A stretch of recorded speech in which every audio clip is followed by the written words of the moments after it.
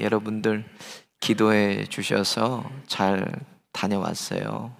한국의 이 의료 시스템이 참 편리하고 좋더라고요. 여기다가 이 바늘로 된 칩을 하나 심어놨어요. 그래서 제 전화기 이렇게 되면은 제 수치가 당 수치가 시간 올라가고, 그게 바로 또 구글을 통해서 선생님에게, 닥터 선생님에게 가요. 그래서 거기는, 한국에는 이 영양 이런 거 닥터가 있어서 먹은 걸 보고 올라가면 문자가 와요. 뭘 드셨는지 식사 조절하시라고, 뭐 드셨냐고. 그래서 이제 그걸 또 데이터로 해가지고 당 전문 병원 이렇게 관리를 해주더라고요. 그래서 여러분 기도해 주셔서 이 수치가 정상으로 제가 이제 돌아왔어요. 그래서 잘 이제 관리만 하고 살면 되는데, 어저께 어떤 분이 그러시더라고요.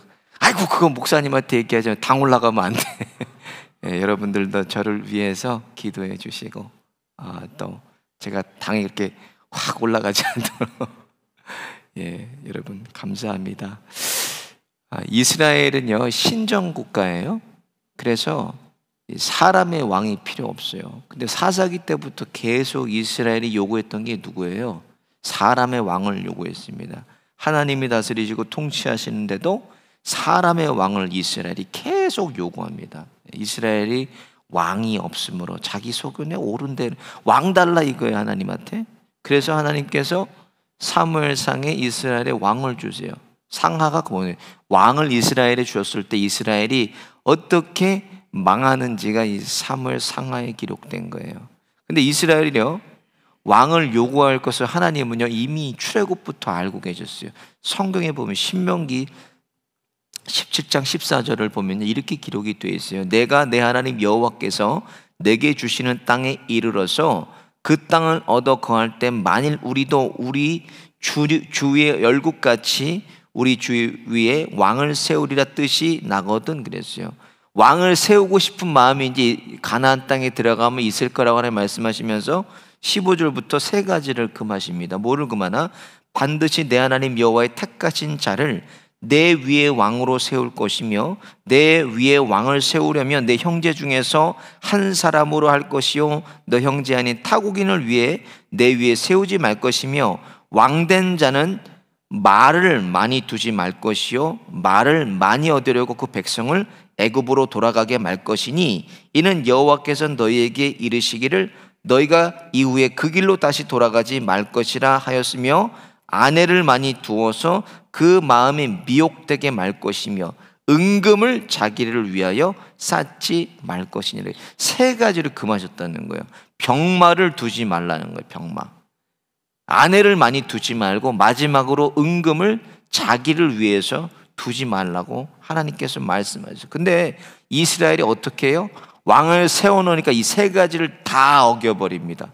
병마를 두지 말라는 거 왜 두지 말라 그러는 거예요? 이스라엘은 하나님이 대신 싸워주시는 나라예요. 출애굽기 통해서 보여주시는 거, 출애굽할 때도 그렇지만 해서도 홍해에서 뭐예요? 하나님이 이스라엘을 위해서 대신 싸워주세요. 그리고 조금 더 가서 아말렉하고 17장에 싸우잖아요. 근데 뭐 병기도 없는 이스라엘 오합지졸 군대가요 아말렉하고 싸우는데, 아말렉은 진영을 다 갖추고 군대가 있었어요. 모세가 손들어서 기도하니까 이스라엘이 아말렉을 쳐 부숴버립니다. 그뿐만 아니에요. 가나안 땅에 들어가서도 총 한 번, 칼 한 번 쓰지 않고 어디를 이겨요? 여리고성을 무너뜨려 버립니다. 여리고성 뺑뺑 하루에 한 바퀴씩 돌고 마지막 날 7바퀴 돌고 함성 부르니까 그냥 여리고성이 무너져 버렸어요. 그런 기적이 어디 있습니까? 아이성도 마찬가지. 아이성도 이스라엘이 다 부숴버려요. 하나님이 이스라엘을 위해서 대신 싸워주시기 때문에 병마를 두지 말라 그러는 거예요. 그 다음에 아내를 두지 말라는, 왕에게 아내를 두지 말라는 건, 왕의 신부들이요 왕비들이 오면서 뭐를 갖고 와요? 솔로몬 그랬죠. 1000명의 아내가 있었는데 자신들이 섬기던 우상을 갖고, 신을 가지고 오는. 그래서 하나님께서 그것을 금하신 거예요. 마지막으로 자기를 위해서 은금을 두지 말라 그래. 솔로몬도 자기 위해서 은금을 많이 두고, 선한 왕이었던 히스기야 왕도 자신을 위해서 은금을 많이 뒀어요. 그래서 바벨론 사람들이 왔을 때 뭘 보여줘요? 자기 보물 창고를 보여줍니다. 히스기야가. 나중에 바벨론이 그거 다 뺏어가 버려 다.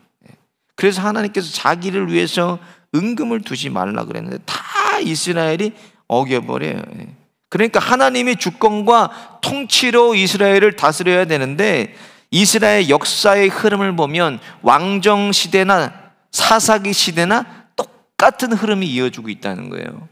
하나님은 계시지만 그들이 하나님을 존귀하게 여기지를 않고 하나님의 말씀이 있지만 하나님 말씀을 이스라엘이 여전히 지키지 않고 있다는 거예요. 오늘 본문도 그 연속선에 있어요. 30절 보세요. 하나님이 엘리 제사장에게 이렇게 말씀해요. 그러므로 이스라엘의 하나님이나 여호와가 말하노라. 내가 전에 내 집에 조상의 집이 내 앞에 영영히 행하리라 하였으나 이제 나 여호와가 말하노니 결단코 그렇게 아니하리라. 나를 존중히 여기는 자를 내가 존중히 여기고 나를 멸시하는 자를 내가 경멸히 여기리라 그러셨어요. 오늘 본문에 하나님께서 엘리에게 직접 말씀하시진 않아요. 여러분 본문 잘 살펴보세요. 사람이 와서, 하나님의 사람이 와서 엘리에게 말을 합니다. 여러분 그 이유가 뭐예요? 엘리 제사장은 하나님의 음성을 듣지 못하기 때문에 그렇습니다. 너무나 슬프고 안타까운 일이에요. 하나님의 종이 하나님의 음성을 듣지 못하고 하나님의 종이 해야 될 일을 하지 않고 하나님께 버려졌다는 거예요. 오늘 본문도 하나님을 존중히 여기는 사무엘과 하나님을 존중히 여기지 않는 두 아들 홈니와 비느하스가 대조를 이루고 있어요. 특별히 홈니와 비느하스의 죄가 큰 이유가 17절에 보세요. 이 소년들의 죄가 여호와 앞에 심히 크면 그들이 여호와의 제사를 멸시함이었더라. 이렇게 기록되어 있어요. 하나님께 제사를 드리는 것을 그들이 멸시했다는 거예요. 단순히 드려지는 율법적인 제사 이것을 말씀하는 것이 아니라 여러분 제사가 완전한 것이 아니라 복음이 완전하다는 걸 말씀하시는 거예요. 구원이 제사로 여러분 얻어집니까? 구원이 제물을 많이 바쳐지고 희생의 제물 드린다 그래서 구원 얻어집니까? 구원은 오직 예수 그리스도 안에 있습니다. 그것을 오늘 본문을 통해서 구속사적인 관점으로 미리 하나님께서 보여주신 거예요. 제사가 완전한 것 아니라 예수 그리스도가 완전하다. 이것을 보여줘요.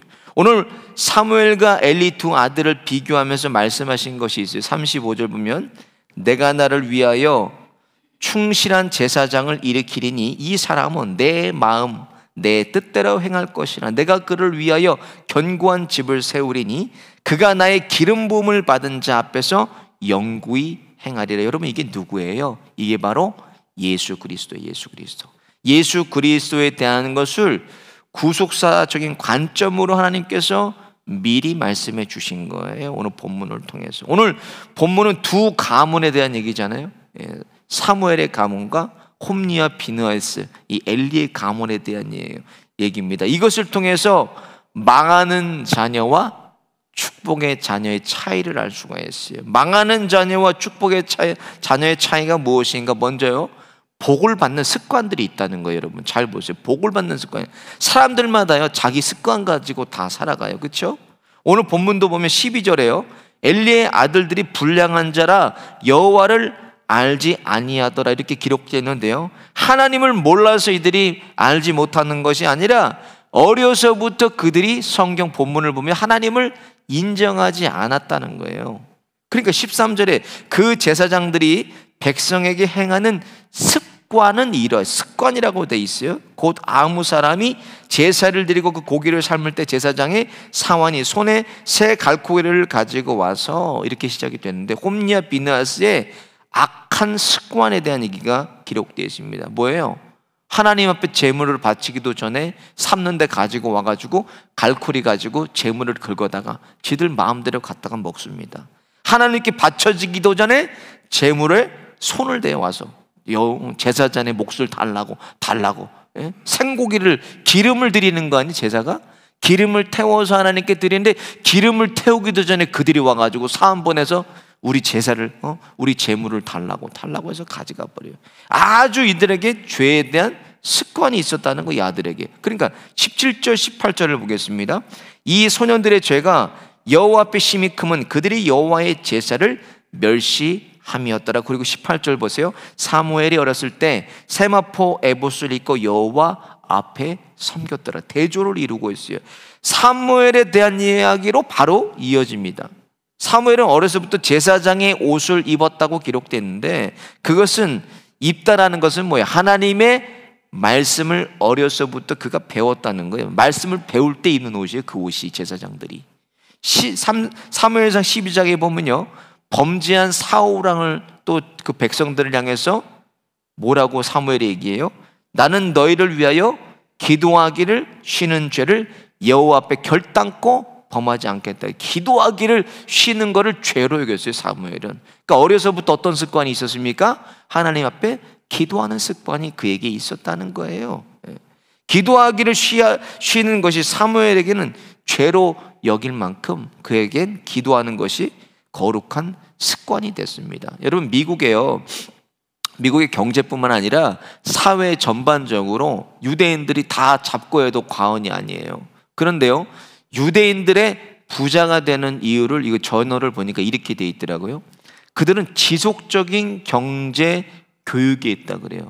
자녀들에게. 그러니까 경제적인 습관을 어려서부터 만들어준다 그래요. 아이가 태어나면 생후 8개월에요, 저금통을 만들어준대요. 저금통을 만들어줘서 아이들이 동전을 모으는 습관을 어려서부터 들이게 하고, 중학교에 들어가면 뭐를 읽게 하는, 경제신문을 아이들에게 읽게 한다는 거예요, 부모가. 그리고 13살에 성인식을 회당에서 하는데요, 아이들에게 $200 정도를 다 모이는 사람들이 부조를 줘서요, $50,000를 모아요. $50,000 회당에서.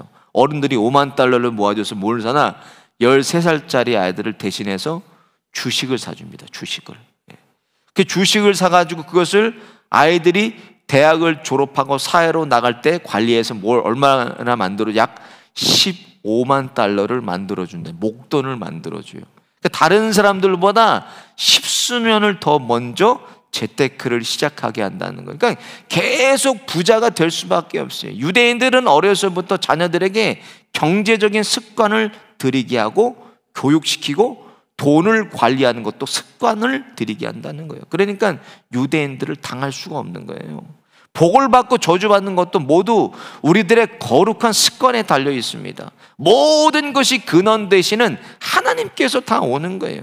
그 하나님을 내가 어떻게 여기고, 그 하나님의 말씀을 내가 어떤 마음으로 읽고 듣고 받고 붙들어서 사냐에 따라서 복과 저주도 받는다는 것입니다. 그런데 이것은 한 번의 저주가 임하는 게 아니고 한 번의 축복이 임하는 게 아니에요. 오늘 본문을 보면요, 오랜 시간 그들이 습관과 같이 그것을 지속된 것을 볼 수가 있어요. 22절에 홈리와 비느하스가 회막문에서 여인들과 지속적으로 동침한 것을 아버지가 알아요. 그런데 23절 24절 보면, 내 아들아, 너희들에 대한 소문이 좋지 않다, 요 정도로만 아이들을 꾸짖습니다. 그런데도 아이들이 아버지 말을 듣지는 않아요. 이것을 꾸짖을 것이 아니라 율법대로 가늠한 자들은 반드시 죽여야 돼요. 죽여야 돼. 아들을 죽였었어야 돼요.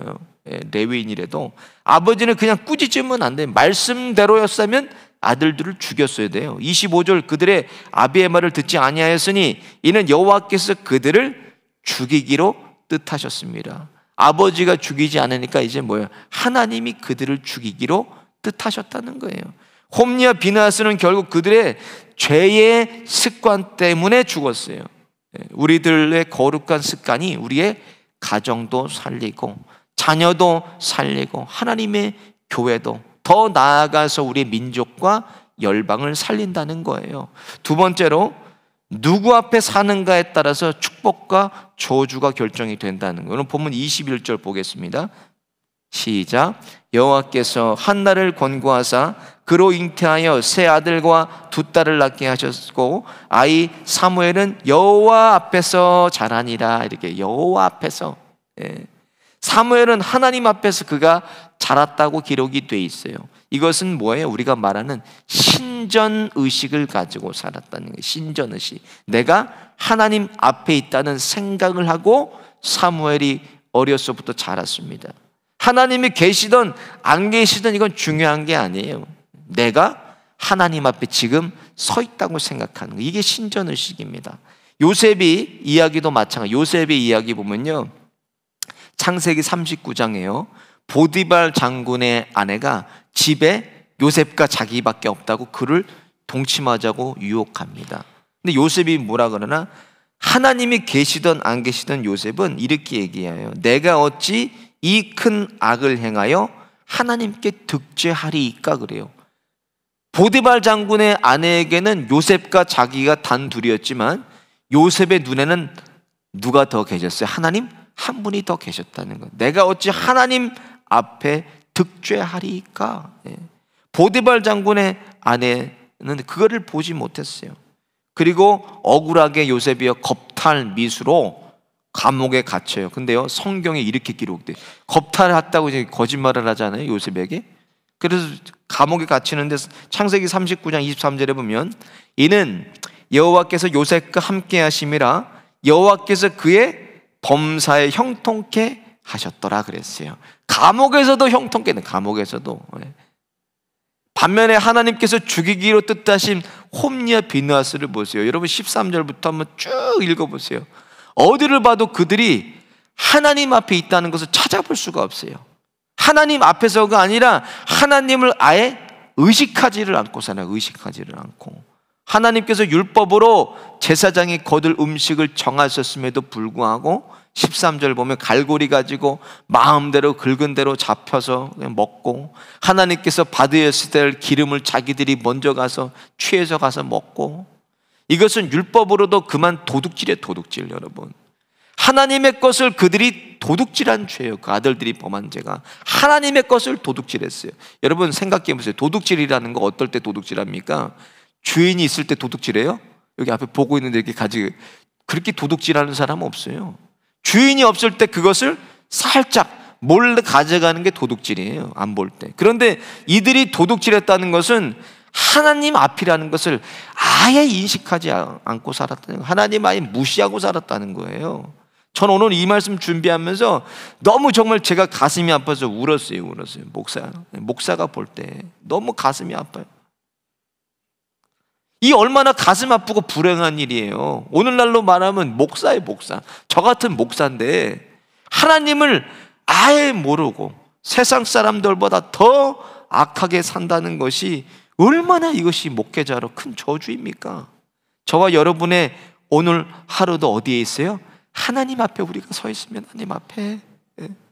하나님 앞에 서서 우리가 신전의식 가지고 두렵고 떨리는 마음으로 하나님을 경외하며 살아가시기를 예수님의 이름으로 축원드립니다.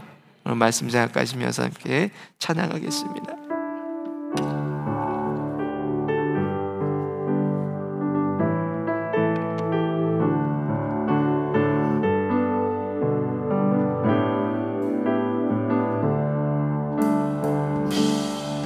주님 말씀하시면 내가 나아가리라. 주님 뜻이 아니면 내가 멈춰서리다. 나의 가고 서는 것 주님 뜻에 있으니 오 주님 나를 이끄소서. 주님 말씀하시면 내가 나아가리라. 주님 뜻이 아니면 내가 멈춰서리다. 나의 가고 서는 것 주님 뜻에 있으니 오 주님 나를 이끄소서. 뜻하신 그곳에 나 있기 원합니다. 이끄시는 대로 순종하며 살리니 연약한 내 영혼 통하여 일하소서. 주님 나라와 그 뜻을 위해